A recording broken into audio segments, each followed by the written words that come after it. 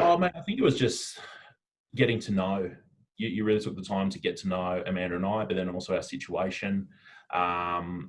It wasn't, and look, as I said, as you mentioned, look, I'm in real estate as well. It's a very people-orientated business where, look, I sell houses, but it's actually you're dealing with human-to-human interaction. And money's kind of the byproduct, but it's actually what comes down to it is actually the relationship you have with an owner and also the purchaser. And that's what I really, when Amanda and I walked out when we first met you, that's what really resonated with us, that it was like, you know what, he's actually you were in a similar position as well. Like you were in a long-term relationship, you're a young guy, you're giving it a crack and you want to try and help people. And we're like, well, you know what, we're the same. And that's what really resonated with us. So, yeah. I think because you sat us down and you were like, okay, so money's a vehicle, but what's the goal? So you really sat down and chatted to us about what our goals were, not just like for a short term, but what we want out of life in general. And you were like, okay, so we're going to go away and we'll do some figures and we'll figure out what's possible and what our worst case scenario is and what we think you can achieve. So I think that was really good because it wasn't just about like, it's not just about money with you, it's about what's money for, what's going to make you happy. And that's, I think, the best thing that we've done. I think sorry, go Cam. I was going to say, you're making sure that we're chasing our goals and not chasing what other people, like what looks like good to other people, or like, things that didn't really want.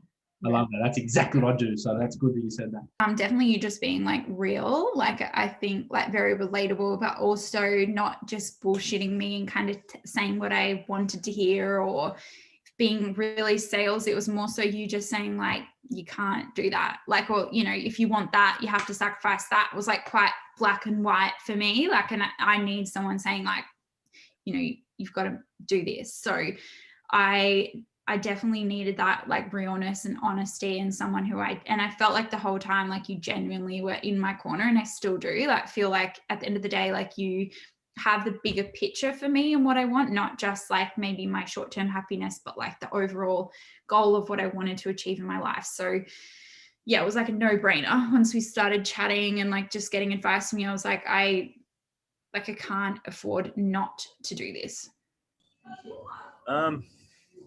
Apart from my good looks, just I don't know. The one thing that drew you to it was just the, I guess, part of my French, but don't give a fuck mentality. Just I don't know how to. Yeah.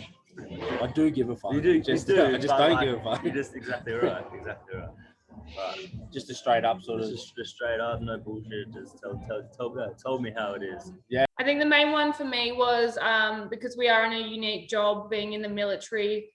A big thing for me when I heard that you were ex-military, so I already knew from the get-go you would understand even little things like me continually going away, being out field or something like that, with us getting returns to you, chopping and changing meetings where I think it can look quite unprofessional if you don't understand the nature of our job. So I think building that relationship there, I just found a lot easier. Well, that's the thing. It's obviously not about my brother and your relationship with him. I think what drew me to contact you again and again was because when I first sat with you that first time, you were no BS, you were straight to the point. You were like, yeah, look, this is where you're at, this is where we're at. Let's just get this sorted first rather than jump into something else with no benefit to yourself. Like, honestly, you might have seen future benefit possibly, but you were like, there's nothing I'm going to gain from this, but this is what you need to do to get where you want to go, and talk to me later. I think, look, having that association on the level with the horses and seeing how you guys operated, it was a comfortable feeling of security.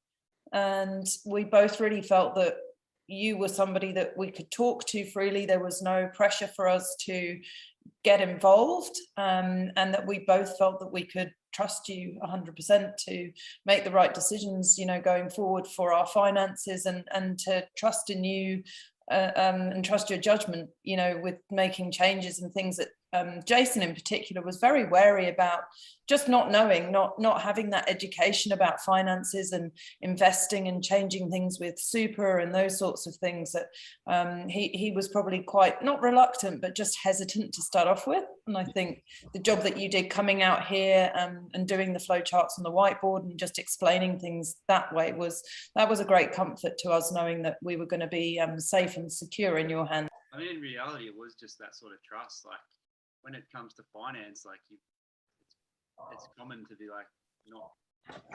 I don't know a thing about it. Yeah, Like that's what I mean. it's literally in one ear out the other to me. So to be able to have like more of a personal connection to understand it in a way that I wouldn't say makes it fun, because it's not fun, but like It is fun. What do you mean?